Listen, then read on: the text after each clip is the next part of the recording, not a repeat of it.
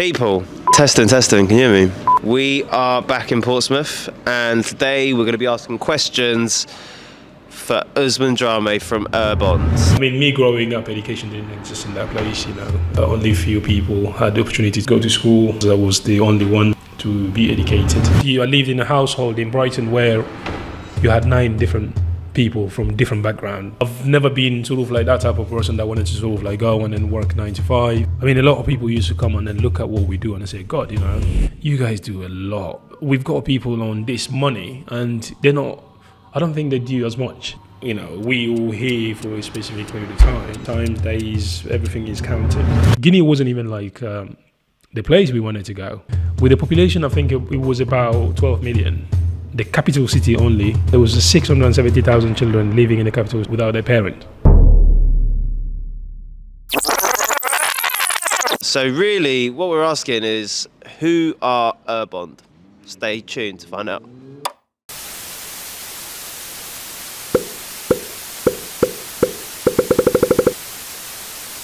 So yeah, mate, welcome on the show. It's been a while. Yeah, no, thank you very much for having me. Yeah, man, I'm excited. I'm glad to be here.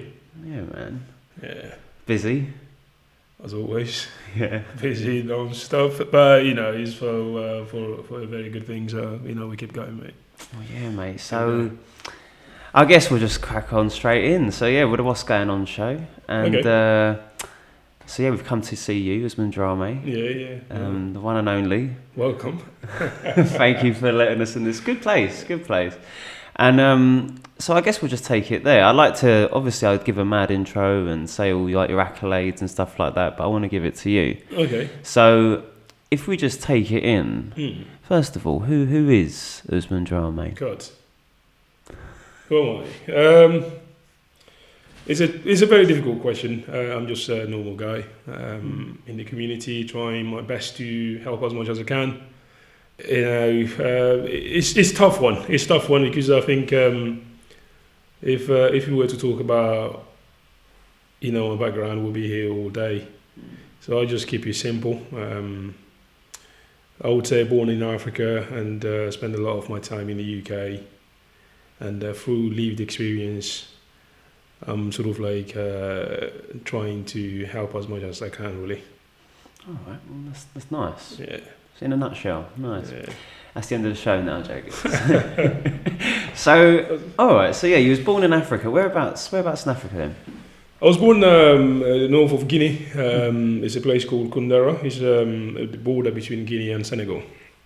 So that's where I was born, and then after a few years, I sort of like moved from there to the capital to go and seek for a better life. But obviously, leaving my parents behind, and after that, I just found myself, in the UK. So I mean, good. If we go back then, so Here Africa. I know, here we go. So if we go back then, so border in Senegal, Koundara. So what was it like then? Any siblings growing up? How was it growing up then in this little town? Tough, tough, and no life really. I can't put hand on one person that actually sort of like made it out of it. So it's a very tough place to. Me growing up, education didn't exist in that place. Only few people had the opportunity to sort of like go to school, especially my family. Again, as I was the only one to be educated. So yeah, it's a tough one. It's a tough little place. Wow. But it made all these struggles sort of like made me who I am today. So I'm very grateful.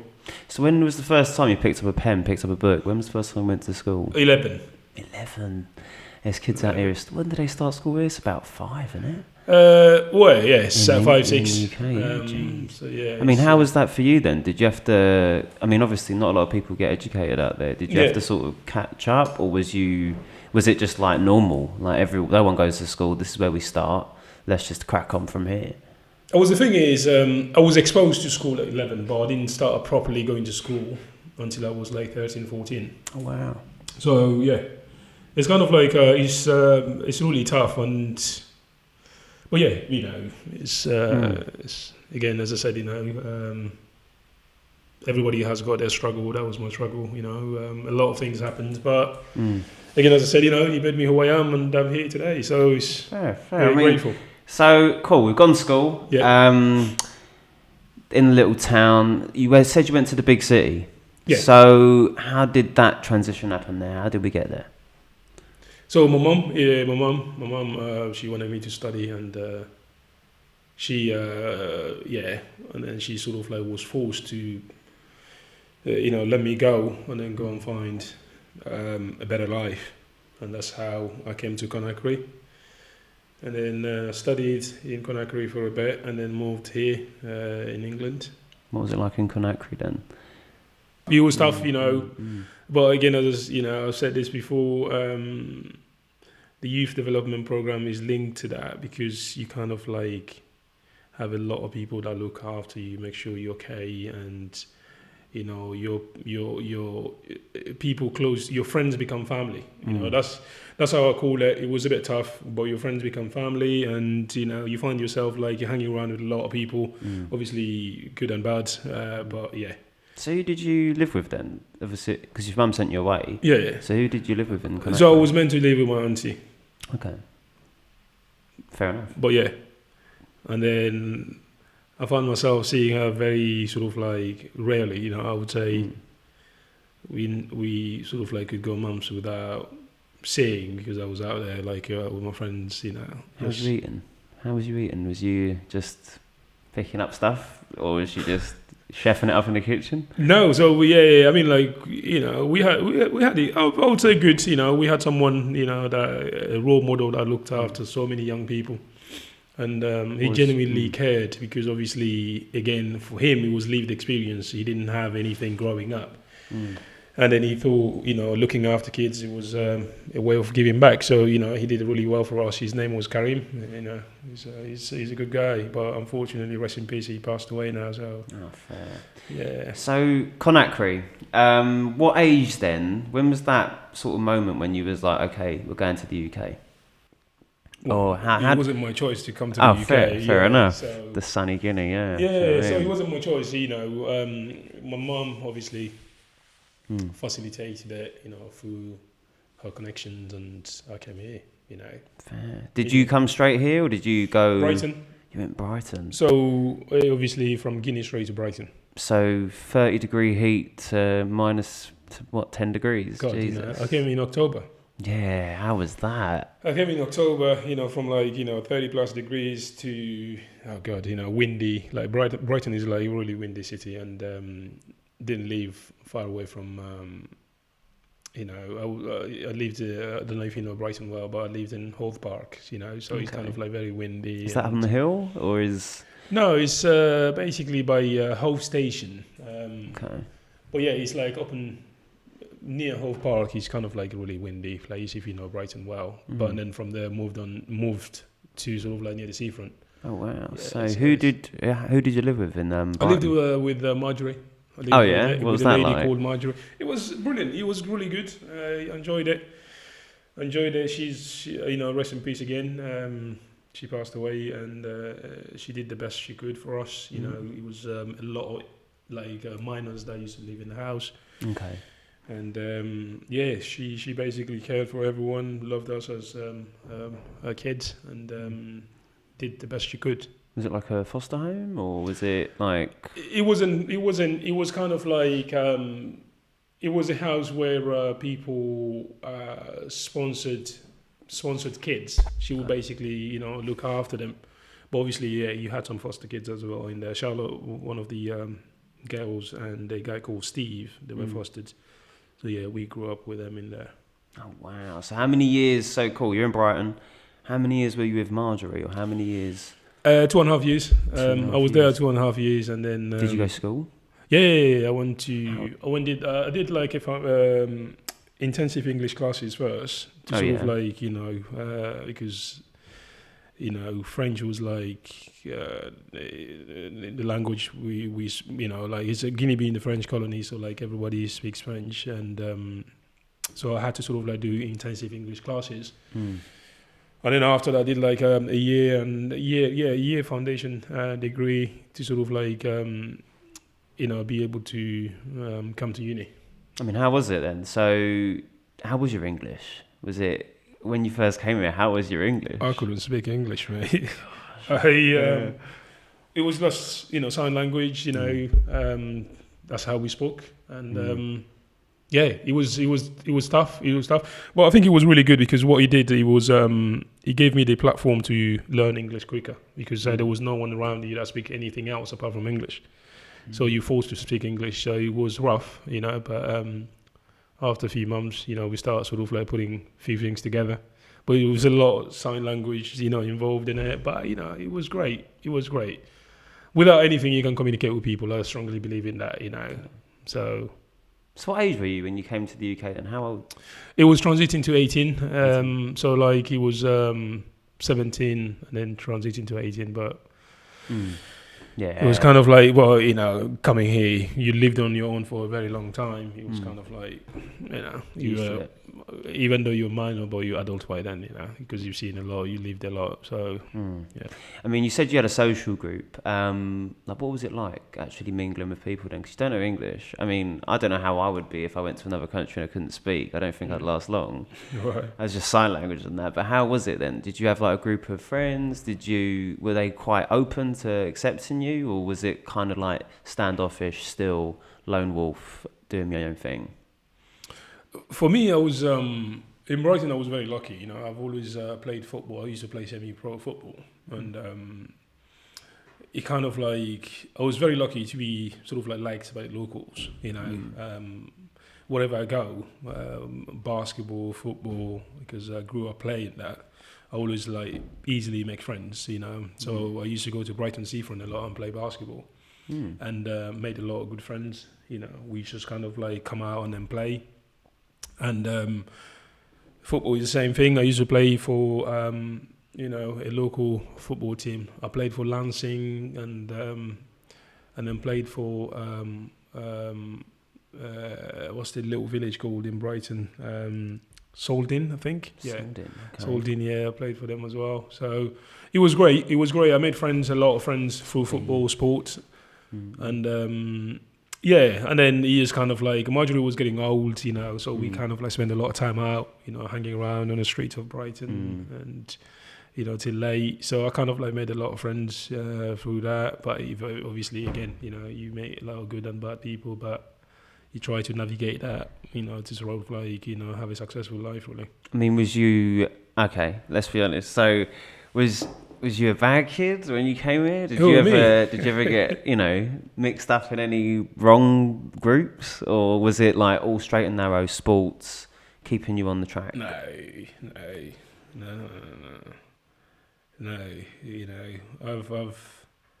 I had to navigate a lot to be where I am today. So I've seen a lot. But for me, I kind of like, it was difficult. It was really difficult because you have to navigate a lot of things. I obviously, hang around with a lot of people that, really wasn't doing the right things, but it wasn't great. It wasn't great, but that's why the passion for youth work comes from, because, you just want to make sure, young people don't, ruin their lives by hanging around with the right crowd, with the wrong crowd. So yeah, I mean, like, I wasn't perfect, growing up.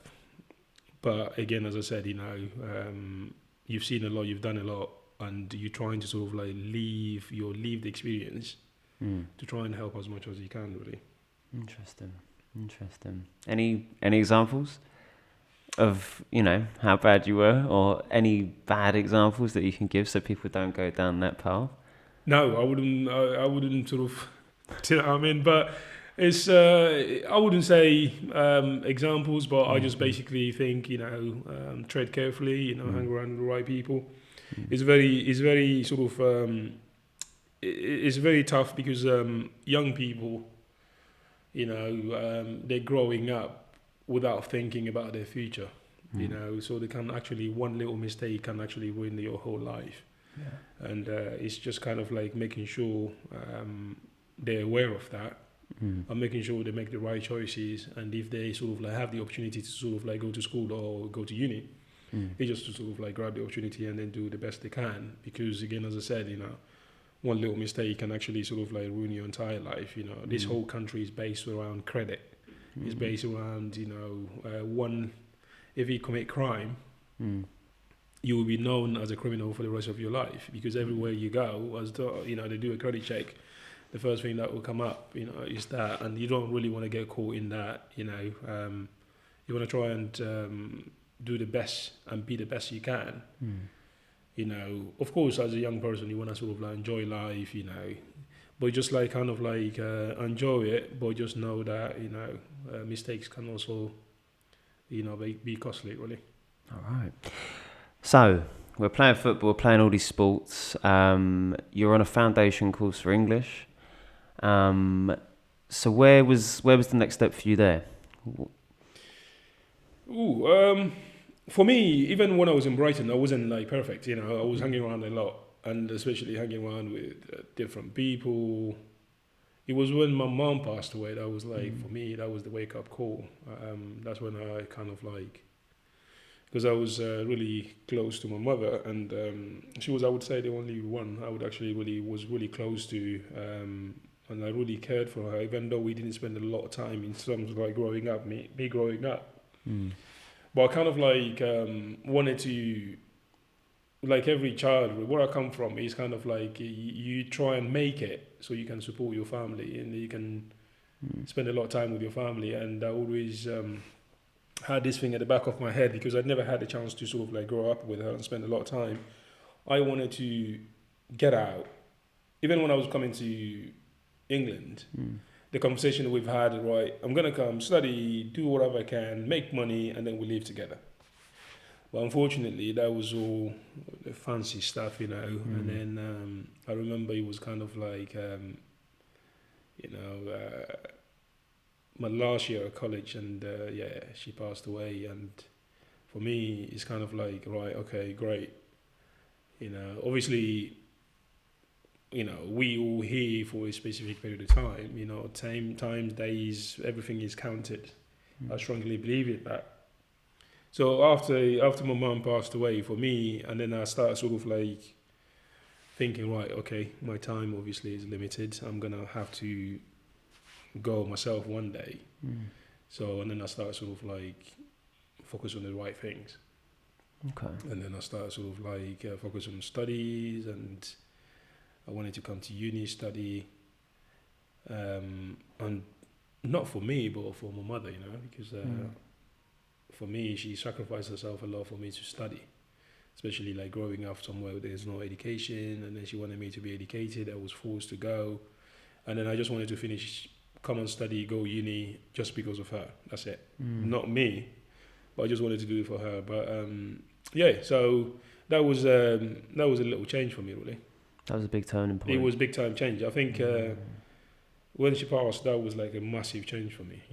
I saw life differently, and things that she cared about, I started focusing on those things. Okay, so was that the moment that you was like, okay, URBOND, or was that?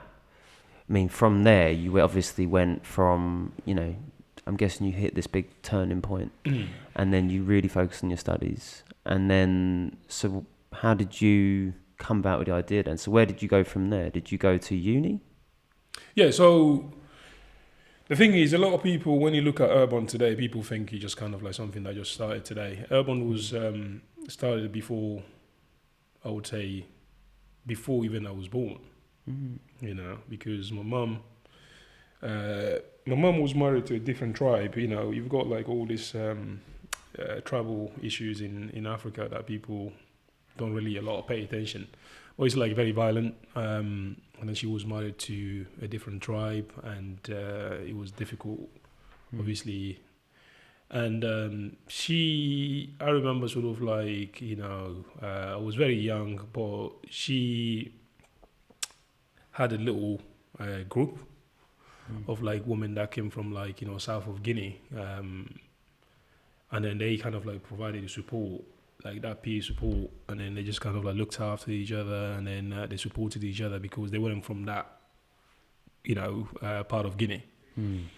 And so it kind of like, it was that sense of togetherness there, and say like, we here, the minority, we should actually stand up for each other and then help each other. So I kind of like, I was born in that sort of like environment where people supported each other, even though they're not from that culture. They just kind of like provided each other with the support they needed to be able to sort of like go by their daily lives, really. So it was kind of like, that kind of like inspired me really to sort of like, set up the community integration, to bring people from all walks of life, irrespective of their beliefs, backgrounds, ideologies, even like, the tribe, to come together and support each other and be able to form a bigger and better community for all, really. Interesting. So, okay, that's interesting. So tracking back, so you've done your foundation degree. Your mum's unfortunately passed away. You've had this big turning point, and you thought, okay, I know what I stand for now.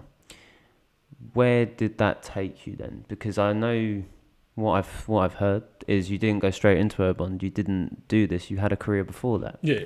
So you went to uni. What did you do? What did you I study? did business studies. Oh wow, yeah. I did business studies for my first year, and then I changed it to business administration at Portsmouth Uni, and that was I came here in 2004. So yeah, is that to Portsmouth in 2004? 2004, yeah. Okay. So I went to uni, finished uni. Well, I was very lucky. I started working straight after uni for a company called Tennyson in Chichester. Honestly, best people. I've my boss there, Haley, and then I had like Chris, and a lot of guys that really sort of like supported me really, and it was really sort of a small business but very supportive. Haley was brilliant, and I think she should really a lot of credit. In URBOND success should really sort of like she should take a lot of credit for it as well, because she allowed me to set up URBOND while working there as a media consultant. Okay. So it was really good. It was really, really good. I was really fortunate to sort of be able to come across a company like that, and it kind of like helped me to set up URBOND and make sure the foundation was set, and then so it was really good. Wow. Okay, so what was your job there then? What did you do? So I was a media consultant for it's kind of like we are now schools company. We worked on behalf of the Royal Mail. Okay. So it's to sort of like help businesses with their marketing campaigns, sales. It was really good. It was all right. It was all right. So yeah, it was really good. Yeah.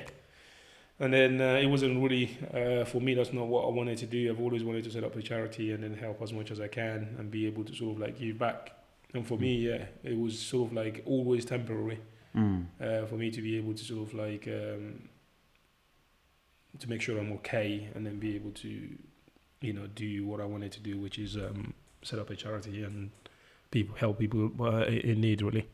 So even when I was at uni, I was studying. Honestly speaking, my first 2 years, even like my final year at uni, I wasn't doing it because I wanted to sort of like get out and then get a job. I just wanted to do it because of my mum. I just wanted to see me finish education, uni. That's it. Nothing else. I've never been sort of like that type of person that wanted to sort of like go and then work 9 to 5 and stuff like that. Nah, I wasn't really interested in it. But I just wanted to sort of like go to uni, finish uni, and knowing I've done it for my mum. That's it. Because there was no way for me to sort of like pay her back for everything she's done for me. So I just wanted to do everything she wanted me to do. And that's the reason why. But yeah, and I got a job. The job, honestly, if it wasn't for Tennyson, I wouldn't have stuck with that job for a long time. Because Tennyson was like, I stayed there for 10 years. Wow. Because of people. Not the job. Because of people. They supported me. I think they all basically had something to do with URBOND. They all supported, they all were behind URBOND 100%. You know, I remember like, you know, the flyers were being designed there, social cultural event, you know, everybody was actually sort of like family fun days. They were coming in with their kids, Anthony and the little ones, you know, Haley, and everybody was like heavily involved in the formation of URBOND. You know, for me, that really showed, you know, the type of, you know, people they were, and they are, and they're great people, you know. They're really good. They've done really well, and then they should all be sort of like URBOND was born there. You know, I mean, like in terms of like the ideas were there. You know, I always say like it was born before, but in terms of like the formation of it in the UK here, it was like, you know, at Tennyson, you know, which I'm very grateful for. Shouts out to Tennyson. Yeah, shout out to them. Sort of like Haley and Guy, Simon, and all the guys there. Yeah, wow. Chris. I mean, so what was the early days of URBOND like then? So the early days, grassroots, what's it like starting a charity? It's tough, you know. Yeah. It's really tough because vision is only you that sees it. I always say to people, vision is only you that sees it. You know, people might actually support, but they don't see the vision. So if you have a vision, you need to push for it. You need to sort of like try and do as much as you can to make sure you achieve it. Obviously, hard work, commitment, dedication all comes to it, and making sure that you sort of like put your 110% in it. So it's not easy. It's really tough, you know. For I think like 5 years of URBOND, it was all self-funded, you know. Shout out to sort of like all the great guys in the local community. You know, a lot of people sort of like came together, you know, put, you know, sort of like their hands in their pocket to contribute and then try to give back all these guys in the local community. This is what I'm saying, like URBOND, it was such a genuine thing to do, and then seeing guys in the local community wanted to sort of like better their community. In as much as I had the vision, but these people were like invaluable in terms of like what they actually were doing for URBOND. They were sort of like contributing every month.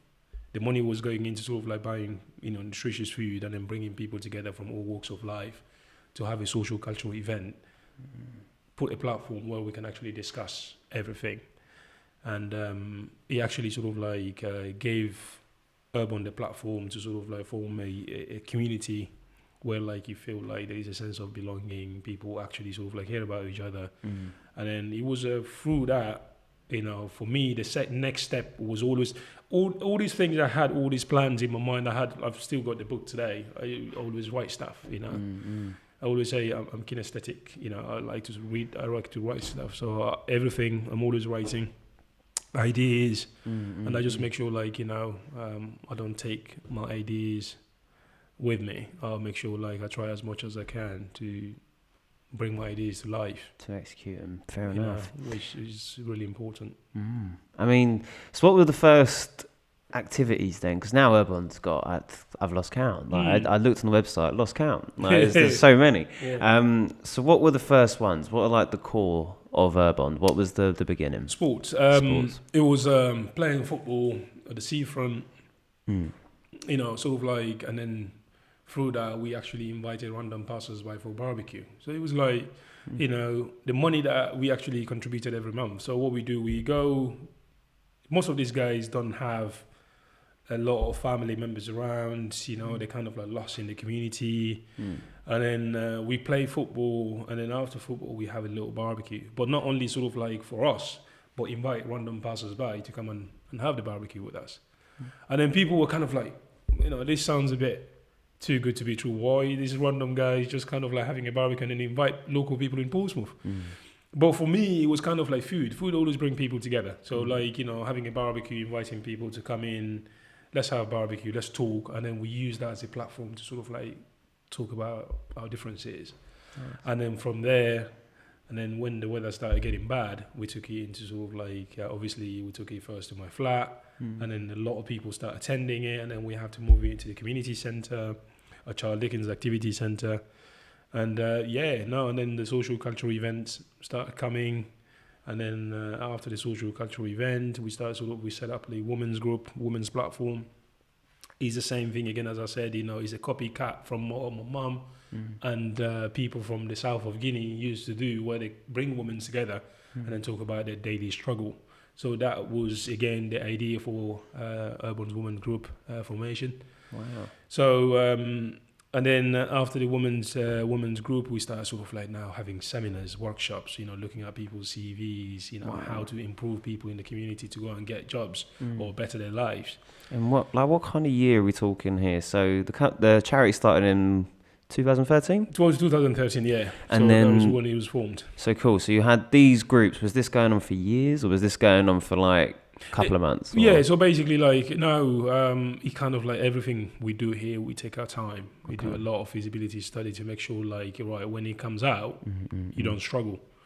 So obviously you had very sort of like a massive gap between the project launch, which is really important.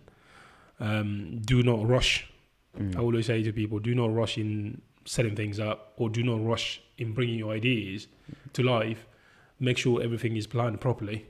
Make sure you've done your feasibility study. Make sure you've also done all these things that you need to do, and make sure when it comes out, you don't struggle. Because one thing I always say to people, if you bring anything to life, it's going to have one or two people, it's going to benefit one or two people at least. And then when you take it away, it will create a gap for those people that benefit from that.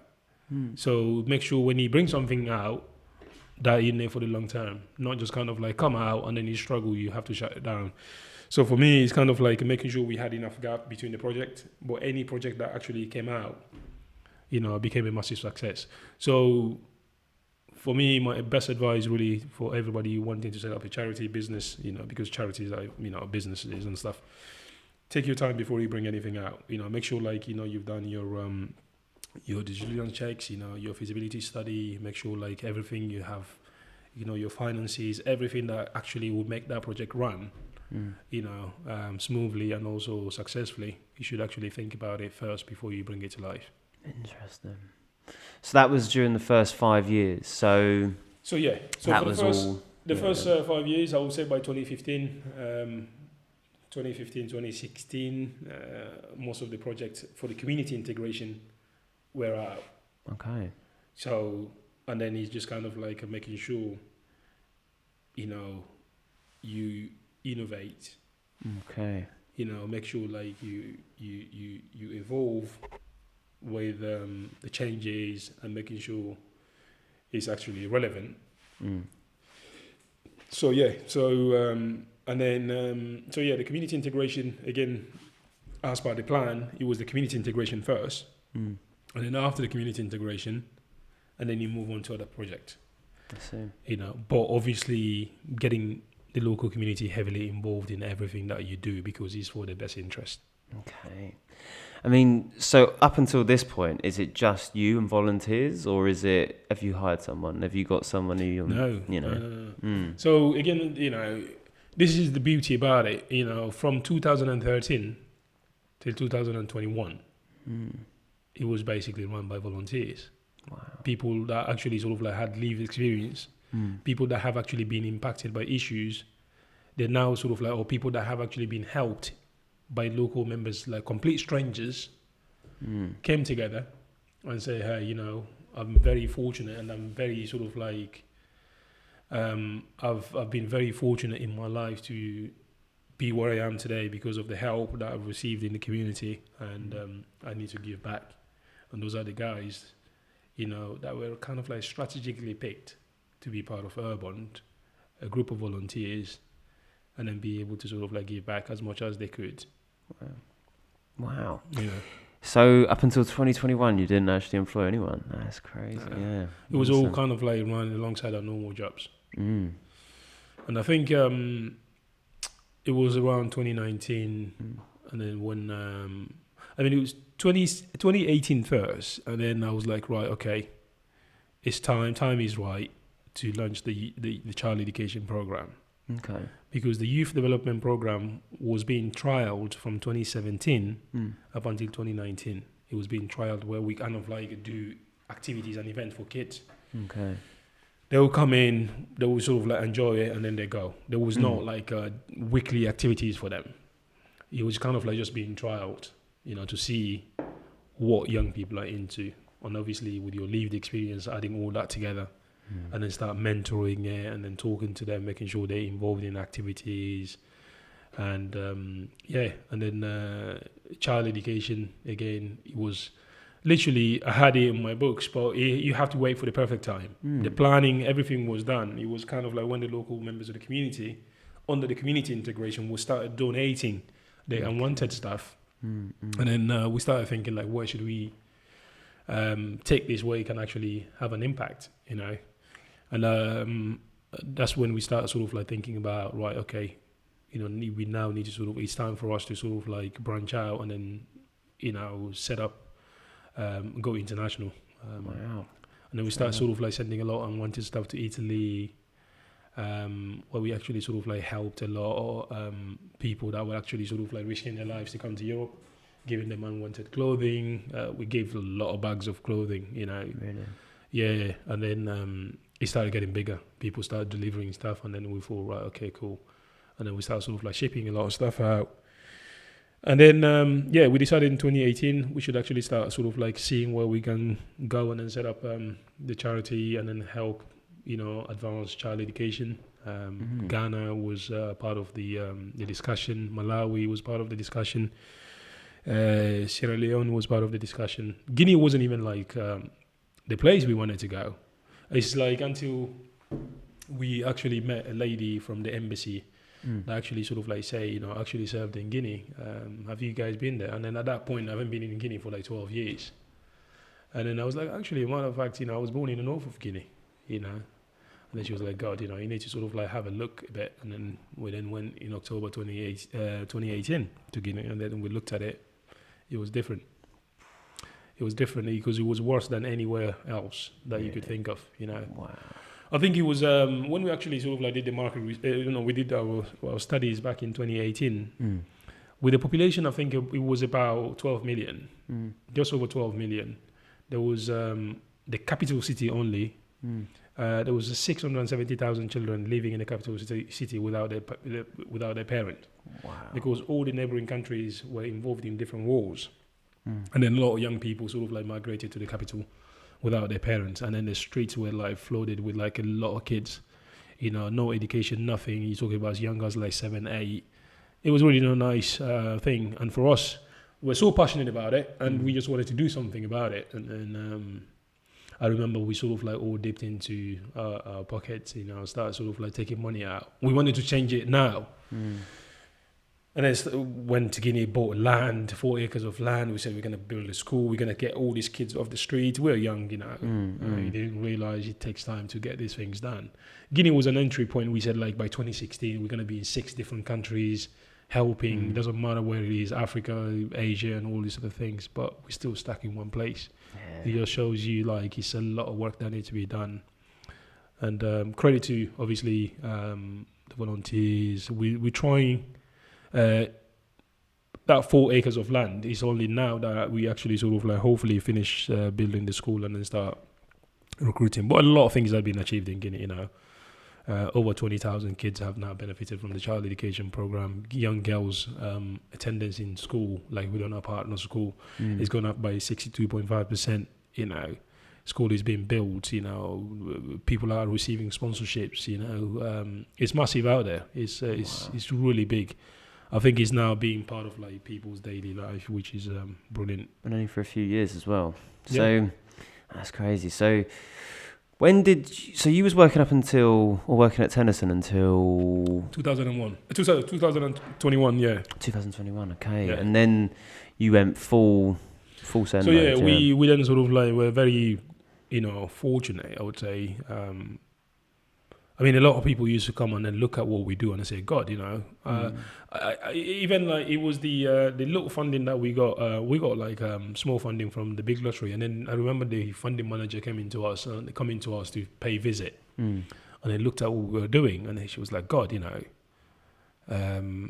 bless her, and shout out to sort of like Rebecca. And then she said to me, like, you guys do a lot. We've got people on this money and they're not, I don't think they do as much, And looking at your report, And that's why she came to sort of like see exactly what was actually taking place in the community. Wow. And then she was saying to me, she said, like, can you imagine if you go full time on this, what you can actually do in the community? And I mean, again, like, she started telling me like what you can actually do to get funding and have people on payroll, and then, and then like, yeah, that was it. I mean, like, you know, shout out to sort of like Rebecca, she did brilliant. The support, it was amazing, and she did really well. And yeah, I mean, like, God, you know. So yeah, I mean, she was right. A lot of people now sort of like depend on this. The youth development program is going from strength to strength every year. And yeah, it's we're in a really good place now. You know, it's we're still sort of like changing all the time to make sure it's relevant and to make sure it's impactful. But I think obviously everyone in the community should take full credit of like, you know, what's being achieved right now, nationally, obviously, and internationally as well. I mean, just to list them off then, so what is actually going on then? So we've got the community integration. What do we have under there then? So the community integration is about... Just so people know. Yeah, so urban community integration is helping advance racial harmony, equality and diversity for the public benefit.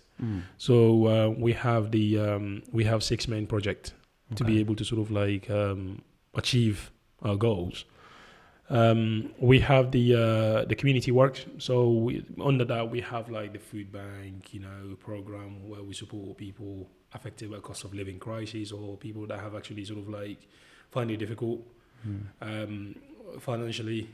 And also we have under the same community work, we sort of like work in partnership with local organizations to look after the environment.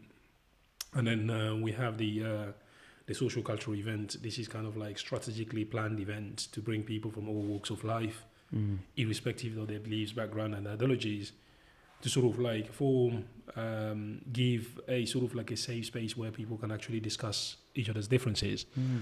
And then so that's kind of like going from strength to strength. I know one of the guys now I'm really close to, we used to be part of like, you know, EDL and all those other things. They didn't believe in integration and all these other things. But yeah, again, you know, for him, he's one of our volunteers now. That's a big which is brilliant. But again, as I said, you know, it's education. You know, talking to people and saying to them like, you know, I understand, you know, what you watch on TV and all these other things might contribute to this, but this is the reality. This is what it is. And most of the time, when people actually sort of like, no, I didn't think this was the case. But it's just kind of like encouraging people to sort of like talk about issues, not just kind of like basing their views around what they see on TV. Have a, you know, take time to sort of like talk to people. Take time to, you know, give people the opportunity to explain themselves or to express themselves. It's very, very important, because I've seen people that actually sort of like had it totally wrong for years, you know, and then they realize, and then I'm like, yeah, it is. And you say that totally wrong for years. Like, was that like, how was it in Portsmouth then? We're just veering off. I think it's Portsmouth is. I think Portsmouth needs it. I mean, like, we have a brilliant community in Portsmouth, but yeah, you still have people that do not believe in integration. Wow. You still have people that do not believe in it. So it's kind of like not think, oh yeah, you know, we've gone past it. No, we haven't gone past it. We see it all the time. We have people that come to us and then make complaints. You know, oh, you know, I've done this, I've done that. I've been sort of like this abused. I've been called these names and all these other things. For us, it's kind of like we're not going there and saying to people like, oh, stop saying what you're saying. We just basically try and educate. You know, listen to them. Why?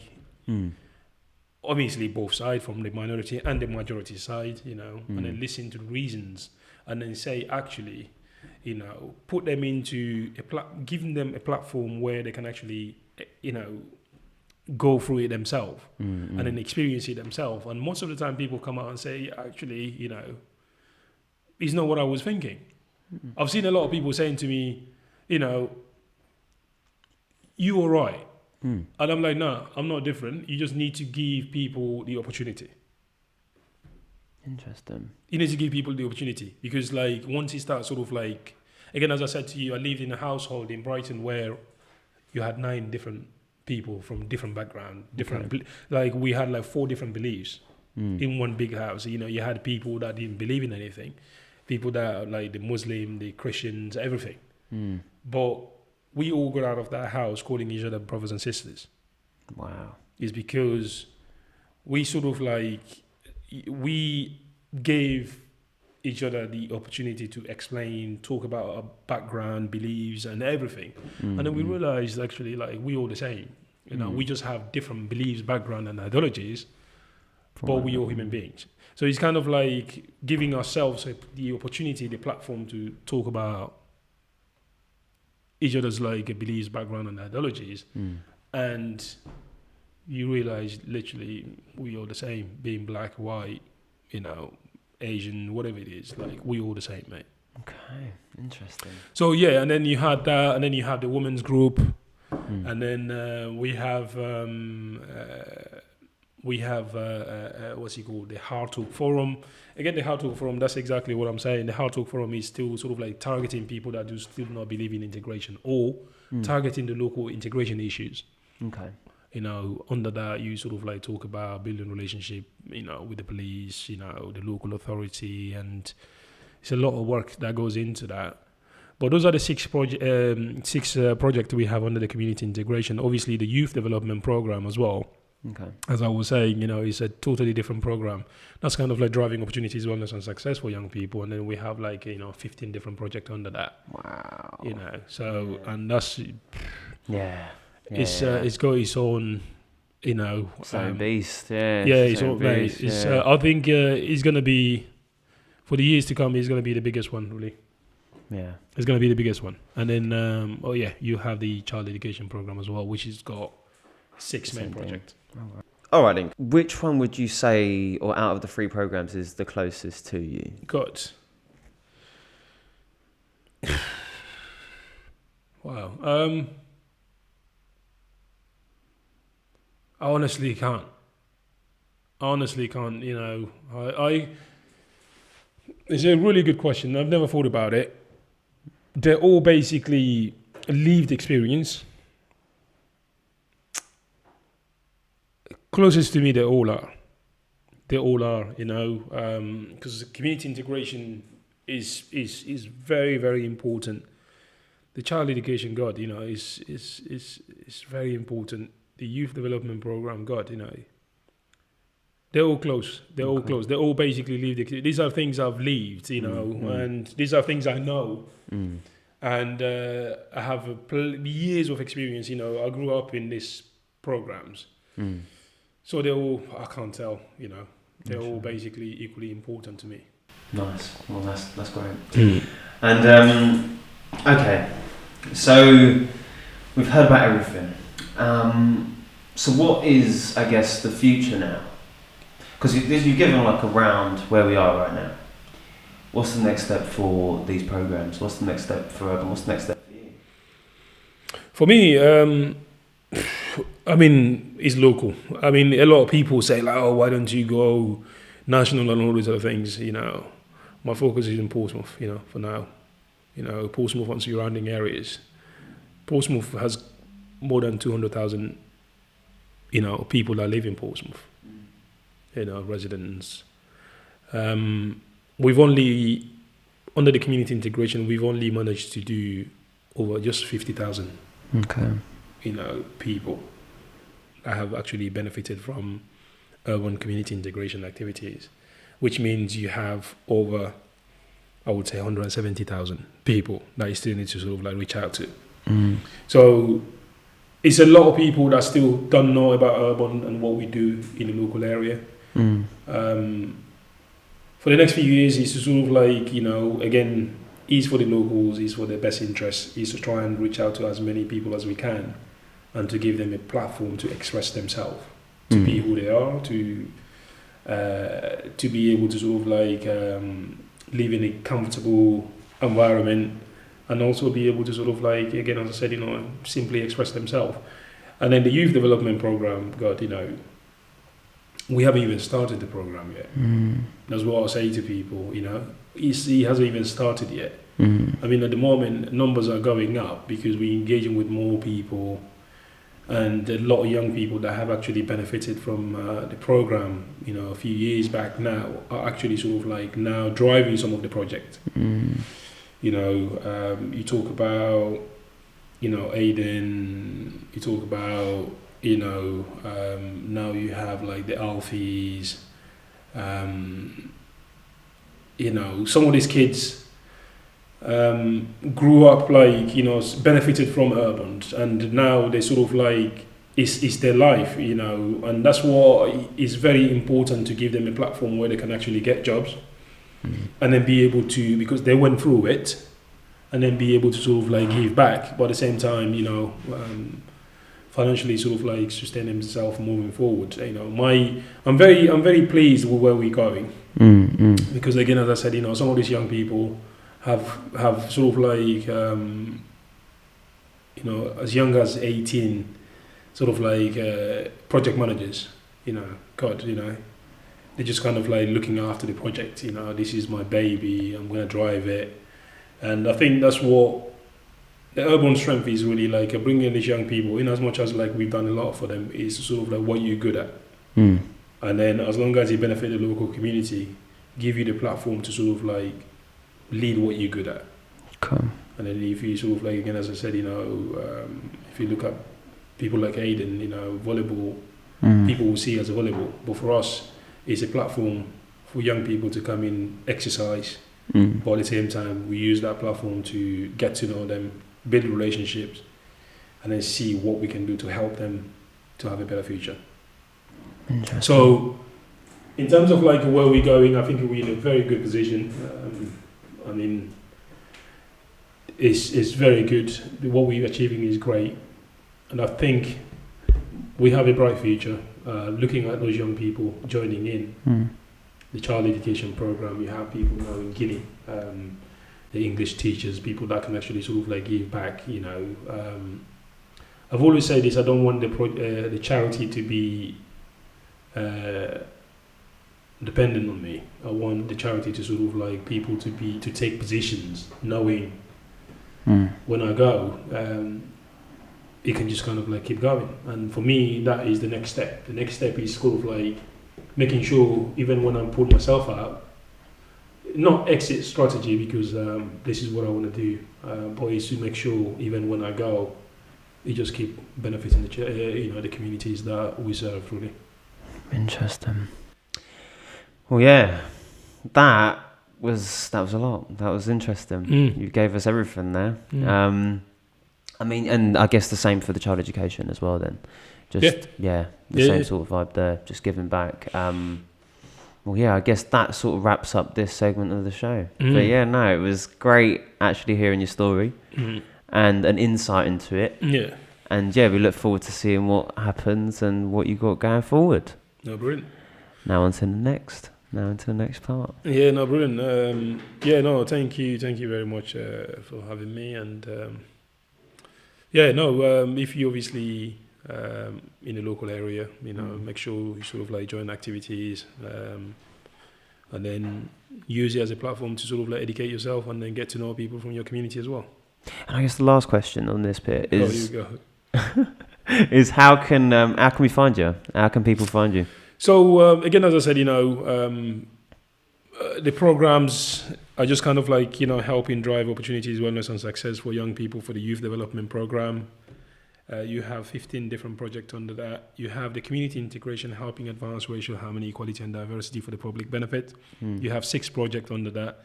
And then you have the child education, which is driving, helping provide primary education to children who would otherwise go without it. And then you have 6 projects under that. In terms of like a way to find us, so you can actually sort of like go on to www.urbond.org, where you kind of like see a multi-site, of each of the programs. So depending on which program you're interested in, you can click on it and then contact us. You've got to contact us on that page. But we are a Challenge Enterprise in Hillsey. That's where the office is. And in the community, you can find us like on the Deaf Centre, where we kind of have 2 offices there as well, where we have some of our youth engagement activities. But we're on social media, URBOND Child Education, URBOND Community Integration, URBOND Youth Development Program. And each of the program has got their own social media site. So yeah, you can find us anywhere really, or just kind of like drop us an email, info@urbond.org. All right. So yeah. Well, yeah, thank you. Thank you for having me. No, it's been great. It's Brilliant. been great, mate.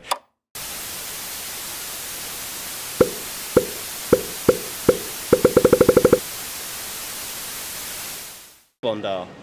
No. No, not really. Urbond? No. No, I don't know. Do you think charities should focus on giving provisions to younger people or older people? Oh God, that is a difficult question. Can I pick both? Is that? Yeah, both. Okay, what were your reasons then? I think personally, for me, young people, especially uni students, like the cost of living, student loan, especially if you live in Portsmouth, it can get expensive. Whereas on the same hand, older people need more support as well, things like care. I think it's not. I don't think it's an easy answer. I think both reasons have needs. Yeah, I that don't need to think be it should be supported. directed towards just one. And people who don't have lived experience of the sort of cause they're advocating for be able to run a charity?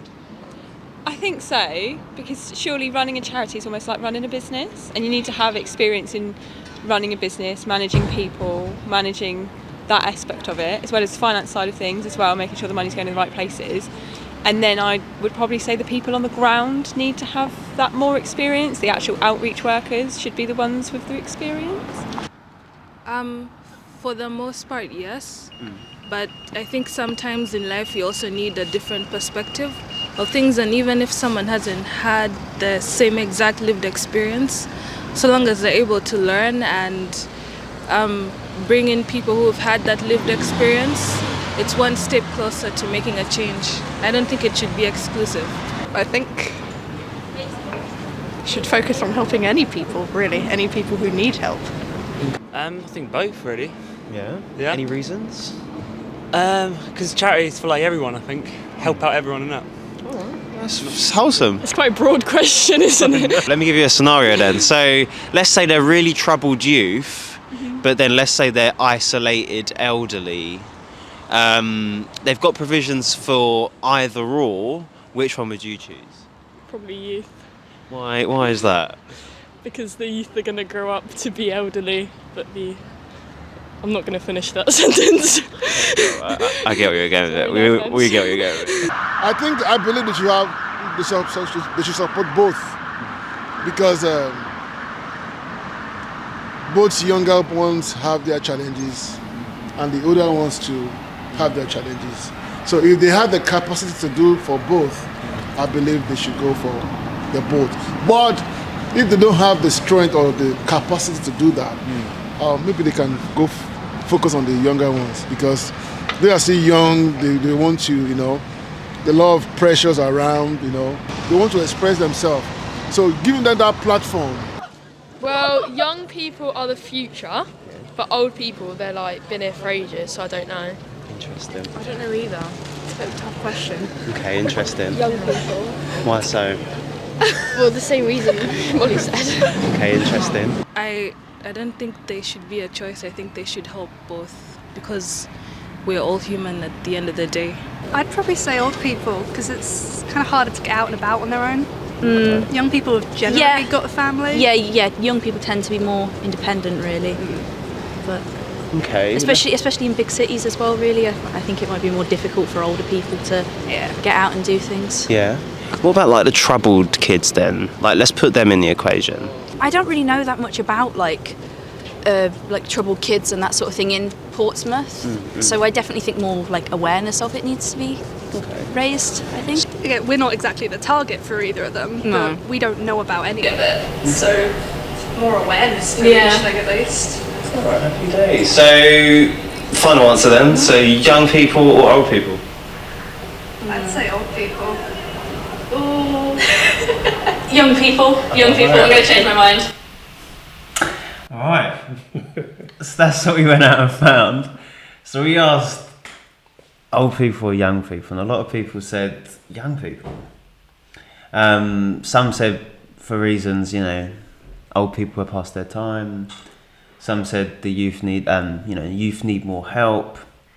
What are your thoughts on that? It's a difficult one, but I think definitely both. They both need help. They've got their different struggles. Yeah, but it's a difficult one. I think charities looking after old or younger people are all equally important. Because again, as I said,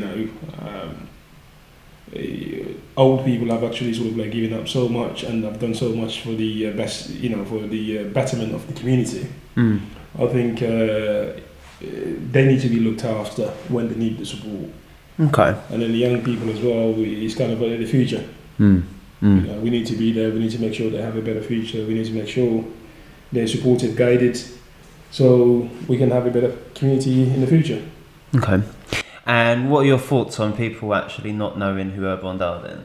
I mean, I'm not surprised, again, as I said, you have over 200,000 people that lives in Portsmouth. You haven't even reached out to half of them. And then we operate in different sort of locations. And if you're not in one of the locations where we actually sort of heavily operate from, you might not know.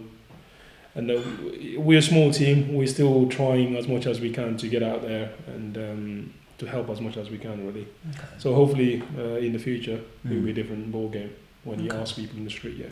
Okay. And we asked there if they, if people don't have lived experience of what they're advocating for, should they be able to, run a charity? What are your views on that? I don't know. I mean, do you agree with what they say, that anyone can? Or do you think they should have just a smidge or a lot, but some lived experience? Cause you've got a lot of people out there that are running charities that haven't got the lived experience that do well. I think it's important to have the lived experience, but it doesn't. Yeah, I mean, it's a difficult one. It's important to have the lived experience because for me it's very important, but at the same time, you have so many people that actually sort of running great organizations but don't have the lived experience. Then it's kind of finding maybe people that have got the lived experience to work with them and to make sure whatever you set to do, you're achieving that. But to answer your question, lived experience is important, but you don't have to have it, but it's very important. Very, very important. Okay. All right, and that wraps up this round. That wraps up part 2, and so that wraps up part 2. And again, thanks for coming on. That's a wrap. Great, thank you very much for having me again. Thank you.